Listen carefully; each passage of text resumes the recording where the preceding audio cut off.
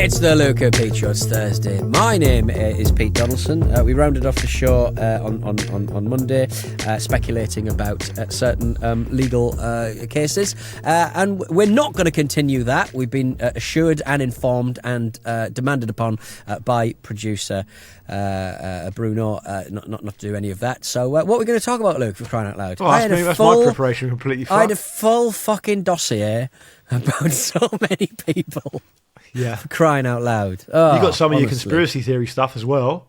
Exactly. I just think the thing about what I like about mad right wingers in this country is that they talk about they get upset when they can't, as I almost did on Monday, speculate about open court cases and lead juries. Well, they do, some of other. them. Robinson did, didn't he? He got sent down for it. Well, they do. Did you see that lovely bit where Robinson was talking to a Somali immigrant who literally faced such a fucking bell? I would like to speculate on the temerity and importance of the ISIS dossier that said that he was a target because he went to Spain just at the point where he had to go back to Spain for tax purposes. Yeah. I mean, the grift knows no bounds. I just do not know how we can't get the messaging to the sort of people who go on his fucking PayPal and send him money for coke. I do not know what we can do to get that messaging across, that you are being fucking sold a kipper. That man is a grift. It's really bad because if you look at the reality of it, like, people have pointed out that a lot of things like Facebook posts of, like, you know, people who aren't that clever, I know that sounds snobby, but people who aren't that clever, who are being taken for a ride, posting stuff under, like, Tommy Robinson's Facebook posts, stuff like, oh, you know, I've only got 40 quid to last me and my kids through to the end of the month, but I've sent 20 quid your way because it's shocking what they're doing to you. And he's just lapping it up. Yeah. I mean, it's disgusting. It's absolutely disgusting. And, that video itself was, one thing about that video, like, so basically for those who haven't seen it, he essentially grabs a Somali guy in somewhere in Europe. I think it was in Rome, I think. And he starts essentially just, you know, dog whistling, accusing him of being an illegal immigrant, all this other shit, and taking the piss out of him, laughing at him, all this kind of stuff. And then the guy unveils and proves with a news story that he prevented an Afghan migrant stabbing to death a load of people. Yeah. And Robinson just tries to style it out, but obviously fails miserably as he realises that his whole worldview, or his whole purported worldview, which makes him money, as the whole edifice has come crumbling down. And he doesn't manage to style it out because obviously that's impossible, and he's not very good, and he's a fucking idiot. What a beautiful face. Just Evans. Yeah, exactly. Face. It's a bit like that. But how does that video get out? Because if you had any kind of skill whatsoever, like, not being funny, you and I don't make that kind of content. Has to be a live stream. Has to be, because you and I don't make that kind of content, but we do some stuff that's quite shit sometimes, and we go, well, we're not putting that out. Yeah. And we don't. Well, do we? Not on this. Okay, not on the Pete show. I don't, yeah. You don't care. So it's kind of, it speaks to the level of competence that shit's actually out there. Yeah, that's the problem with the live stream. It can go in a. Well, was it a live stream? It didn't seem like a live stream. It didn't seem like a live stream, but it has to have been, because, like, why would you put that out? Sort of go, I don't know, like, it's the addled brain of a grifty maniac. Maybe he sort of feels like, oh well, maybe I'll put this out. It's all content. It's all, you know, just waiting for the pub to open, really. Yeah, they can't. Yeah, right. They can't. They can't lose, I guess they feel like. Good point. But it kind of reminds me of how, you know, there'll basically never be a shortage of effectively people that aren't very bright being taken in by this stuff. It reminds me of that joke of the. Have you heard the joke of the JFK conspiracy theorist who you know, he obviously doesn't believe any of the JFK like explanations, and he dies and goes up to heaven, and God says to him, "You can come into heaven, but you can ask me one question, and I'll tell you truthfully what happened." And he says, "Okay, I've always wanted to know who killed JFK," and God says, "Lee Harvey Oswald, acting alone." And the conspiracy theorist goes, "Jesus, this goes even higher than I thought." Because they'll never be satisfied. No, they'll never accept it, and there's nothing you can do or say to shift them from that position. And once they're in that mindset, it's it's there. And so maybe Robertson just thinks, it's like the whole Donald Trump thing, isn't it? It's like the old, I could shoot someone dead on Fifth Avenue and my supporters would never leave me. The one thing you have to credit Trump with is that he understood that long before anyone else did. Yeah. Everyone thought this will sink him, this will sink him, this will sink him. So maybe it's an extension of that with Robertson. He's just like, my fans are so dedicated to me for all the lies I've told them. I've basically treated them like mushrooms, kept them in the dark and fed them shit for so long. They don't know what's right and what's wrong. I don't know what's forwards and what's backwards, and that's that. Well, speaking of conspiracy theories, aliens are real, says Barack Obama. That was brilliant because he had to do a row back, didn't he? Yeah, he said, I haven't seen evidence of them being real. Let's make that very clear. It's just whatever you say to the alien people, they're going to be like a pig in shit, aren't they? I love an alien on the table getting a forensic examination. I love Obama's retirement energy. Fuck. He's pretty chill, isn't he? Yeah, and he's got every right to be. The amount of energy one had to expend dealing with nonsense. The tan suit. Saluting a fucking Marine. He did Air Force One. He did a great one recently where he's sitting courtside at a basketball game and the ball just comes to him and he catches it like quite cash and just throws it back. But on this aliens thing, he was doing an interview with Brian Tyler Cohen, who's got a big podcast in the US, and I think it was a rapid fire round. Right. Okay. And it was like are aliens real? And he said, oh yeah, they are real, but they're not at Area 51. And then just kind of left it there. People went mental, and then he had to do another thing where he said, oh, just because of the distances in space means that we've probably not been visited, but I promise you, I saw no evidence that extraterrestrials made contact with us while I was in office. That's not what I meant, kind of thing. But he's just so casual, too casual for his own good. Yeah. The way that so Cohen is the one. He'll sometimes pop up on, I want to say, Pod Save America, and he's sometimes a bit too spicy for them, and you can tell they're sort of like trying to roll back some of the things that he says because he's not quite as polished, I think. Then you got the Midas Touch guy who's just got every 5 minutes there'll be a new video. He's got a long-haired guy, and he sort of has his hands in his hair going, oh, like Epstein list fucking drama. Every 5 minutes he manages to bash the thing out. And then there's the Bulwark, that's a bit more chilled out and older. And there's sometimes you'll sort of think, I think actually the Midas Touch may have a few sort of guest hosts here and there, or maybe it's the Bulwark. There's just so much. There's so much money to be made just bashing out videos every 5 minutes about the minutiae of the Epstein files, of which there are, a lot, because there's just a lot of files going on. Yeah, the Midas Touch have got that YouTube thing down. Like, they've got like so many followers on YouTube, it's unbelievable. Like 6 million or something. But I like going back to Obama. You can tell he. There's something really funny about it's like horrific the stuff he has to put up with. Yeah. But he's always so like sanguine about it, right? So the most horrific thing that happened recently was that Trump shared that racist video of him and his wife as literally as apes, right? Which is not fucking the most racist thing you can do. It's so bad, let alone from like a president. And they didn't apologise. They just styled it out as they normally do. And obviously Obama was asked about it. And he has every right to be fucking pissed off about that, right? Because basically what that's saying is you can hold the highest office in the land and people still won't respect you just for being who you are. They won't respect you based on the colour of your skin. It's a really shocking thing. I think the problem is they've flooded the zone so much that there's not enough time to spend on all this stuff. But they've really not addressed that at all. It should be a massive, much bigger scandal than it is.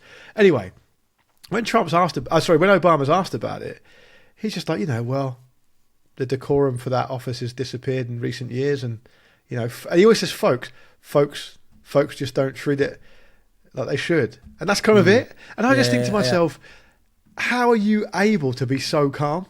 He's probably pushed through it all. He's probably had like a secret sort of breakdown of all the shit you had to sort of deal with as, a 2-term president, and how good Barack Obama had to be to hold that office in America under the circumstances that he had to hold. You know what I mean? It's the whole kind of like, black people have to be 10 times better than white people, because of the system, to get anywhere.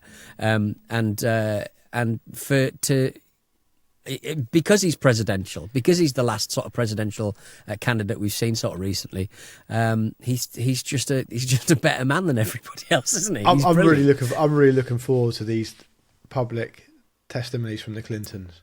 It's just going to be totally explosive. It's going to be like the best TV of the year. I said to you a couple of weeks ago. On that Obama aliens thing, though, he also said something that really kind of interests me, which you fucking will not pick up the ball with and run with because you just think it's boring. But he also said on the record, there's footage of and records of objects in the skies. We don't know what they are. We can't explain how they move. We can't explain their trajectory. We need to investigate and find out what it is. Is it not like, when you stop to think about it, is it not mind-blowing that that's happening? I'm more scared of the squids and the octopuses that are like 300 years old. I don't like it. But we know what they are, though. I don't think.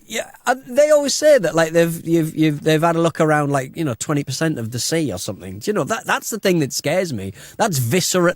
They're on our planet. Yeah, I could go in the sea. And they're stuck in the sea. Well, don't go into space, Luke. Don't go into space and see the aliens. But is it not amazing that people, senior military figures and the ex-president of the United States are testifying on the record saying this shit's happening, we don't know what it is? Yeah, but it's always why would it be a floating object? Why wouldn't it be a gas? Why wouldn't it be a cancer? Why wouldn't it be a thing that's not viscerally understandable as a 70s idea of what futuristic technology? No, but I'm not talking about that. Be. I'm talking about that kind of thing that they had that came out in 2017 of that thing moving in a way that kind of defies physics, picked up on proper modern technology. Yeah, but I'm not talking about the flying saucers on the X-Files. Well, you kind of are, aren't you? It's still the same. It's still an unidentified object moving in a pattern that they sort of don't understand. And like loads of times that same not the same footage, but different sort of objects that are moving unnaturally, it's been proven that the camera was wonky, or there was no the velocity of the camera wasn't measured correctly, so it wasn't actually moving in the way that the footage would suggest. There's so few. If they was doing this floating around in downtown fucking Brooklyn, do you know what I mean? There would be enough kind of measurement points to sort of say yes, that thing is moving around strangely, because it's the sky. I just always think that there's just too many variables that are just strange. Do you think then that certain military figures are saying this because they've not fucking done their job properly? I'm not saying that necessarily, but I do think there are plenty of miscalculations in, fucking submarine warfare, where people have ended up with a blown up submarine or a busted up ship where people haven't even been able to figure out which direction things are going. That's why that's why fucking test cars in England you sort of see sometimes driving around are in this kind of that weird sort of camouflage that you see. Because it's you can't always judge in what direction and what shape a thing is, I suppose. I just think I just think aliens should be more ambitious and float their way down London's beautiful West End. But I'll believe it. But I don't know if people are saying. I mean, look, I don't know if people are saying they're aliens. I think people are saying this is interesting and weird, and we don't know what it is. Right. Yeah. But it's all the same thing, though, isn't it? It's always a gateway drug. Oh, that's a bit weird. I think the thing that pisses me off more is that I feel like the energy you exude generally means that you should really be into aliens and UFOs, and you're not. It's like when I found out Rick Edwards doesn't play chess. It's like that's I can't. Right. Oh, you're on a big chess kick at this moment in time, aren't you? Now you know Rick, and when I could see him as a chessman. Yeah, when I started playing chess, like, right, who do I know that plays chess? Not really anyone. And I thought, Rick will definitely play. So I'll message him. And he was like, never played chess. I was like, you're being fucking serious. You're the most chess energy bloke I've ever met. You got to be careful with chess because it is a right-wing gateway to the manosphere. Yeah, massive manosphere. Yeah, chess stuff is big chess guys. It's all bound together. For what reason? Because they think it makes them look intelligent and hunky. Yeah, online, better yourself, get up at 4 a.m. kind of, it's just it's shorthand for intelligence, isn't it, really? I guess. It? So you got to be careful. I mean, I am fucking shit at it, so that's disappointing to hear. What's your chess.com thingy? Let me... Luke Aaron Moore. Luke, Aaron, Moore. I had to turn off the old invitations because I got bombarded. I had no idea how popular it was. Well, how am I supposed to play with you then? You can't play, can you? Do you play?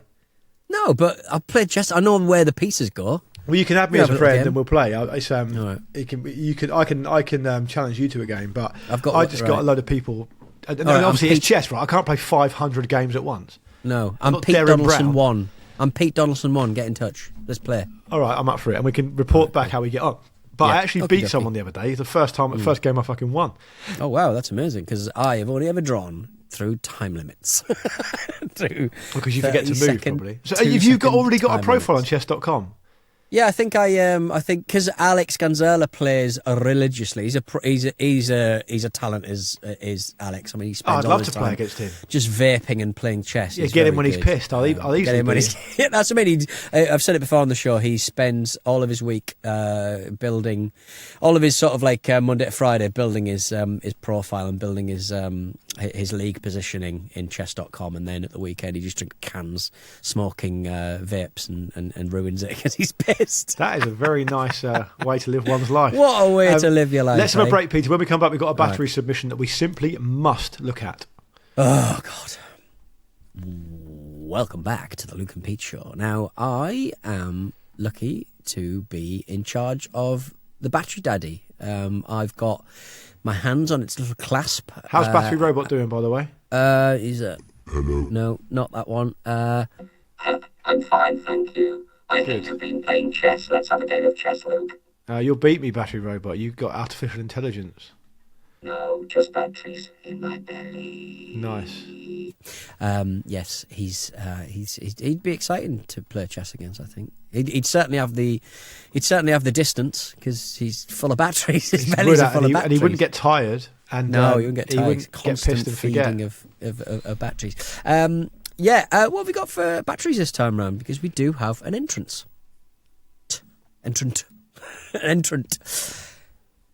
It's me. I read them out, don't I? Read them every single week. So. We've not done it for weeks. Have some respect. Andrew from Gifu in Japan. Salutations to Luke and the Pete. I present to you the National NEO battery, or possibly the National High Top. I found in a now defunct battery vending machine in Kyoto at the front of someone's house. I do like this kind of cottage industry of getting yourself a little weird vending machine and putting it outside your own house. That looks so old, that battery vending machine.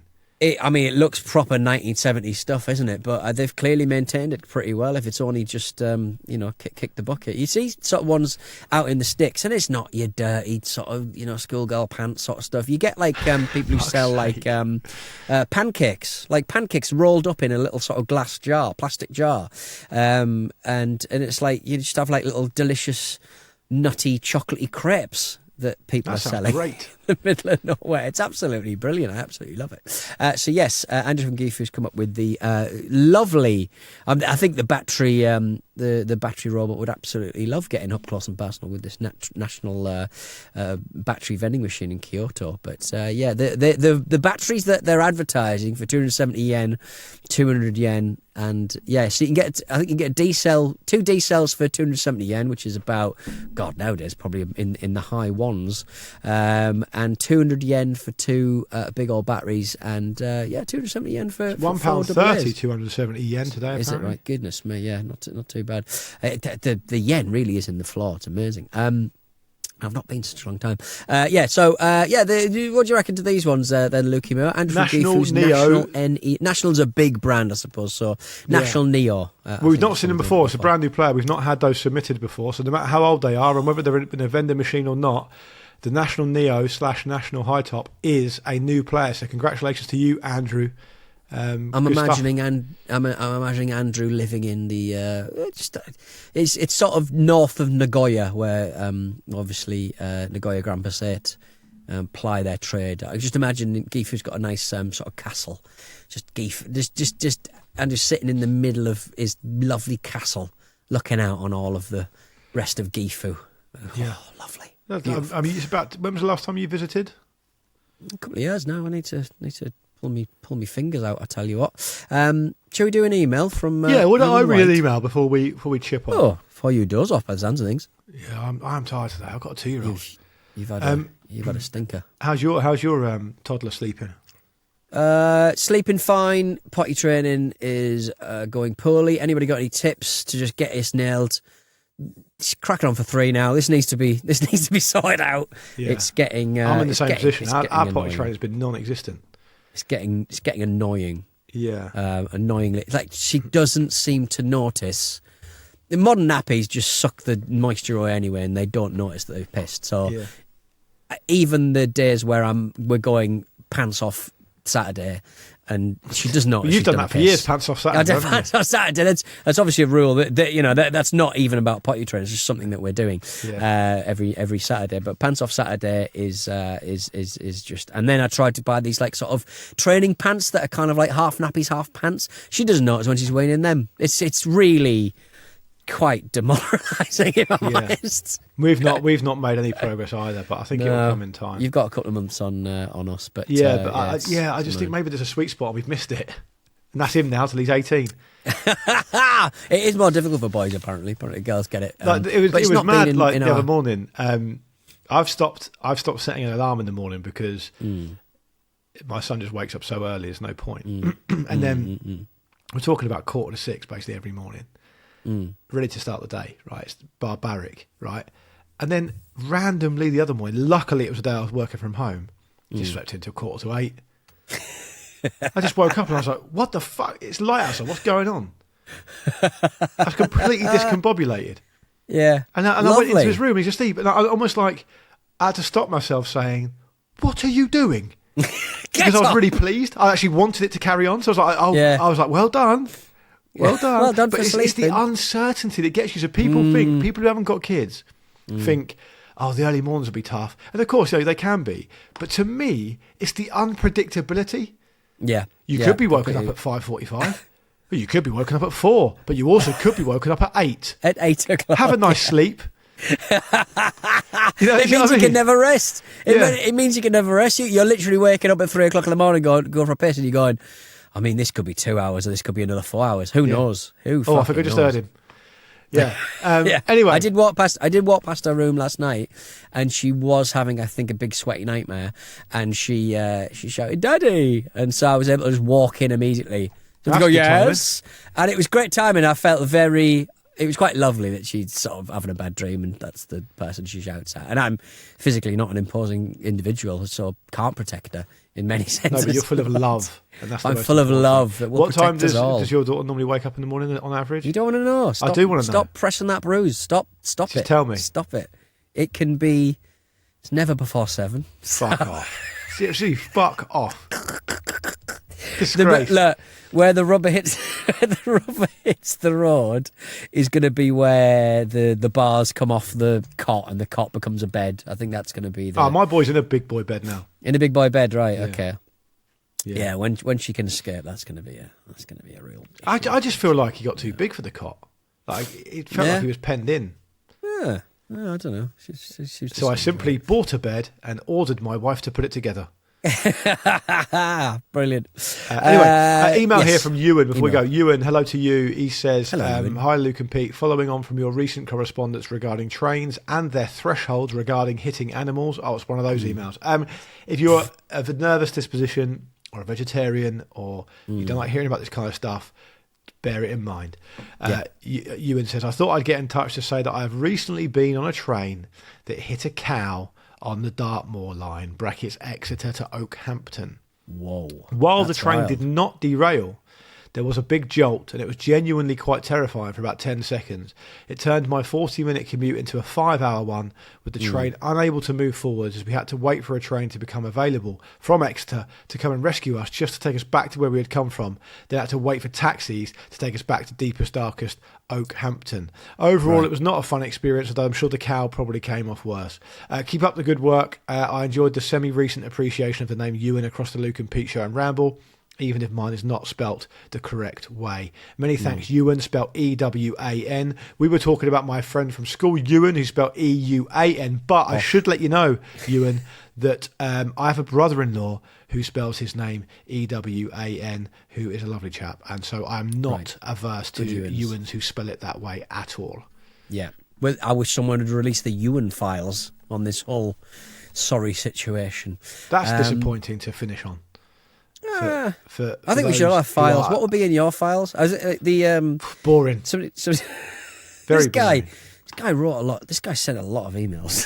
Hang on, he's done 4 hours of YouTube interviews with World War I veterans. What? And then he's watched The In-Betweeners again. Googled Emily Attack a lot. Right, we'll be back. All these emails just appear to be complaints to British Airways. Just deleting emails from car hire companies. Oh yeah, that's definitely I see the one. Yeah. All right, we'll be back very soon, Monday, if you'll allow us. If you've got an email for us, do get in touch. It is hello@lukeandpeteshow.com. Some email addresses I have to read out is Shaw. Sometimes it's something podcast@gmail.com, the less professional ones, and sometimes it's just hello@lukeandpeteshow.com. I mean, you do none of them well. So. Hello and lukeandpeteshow.com.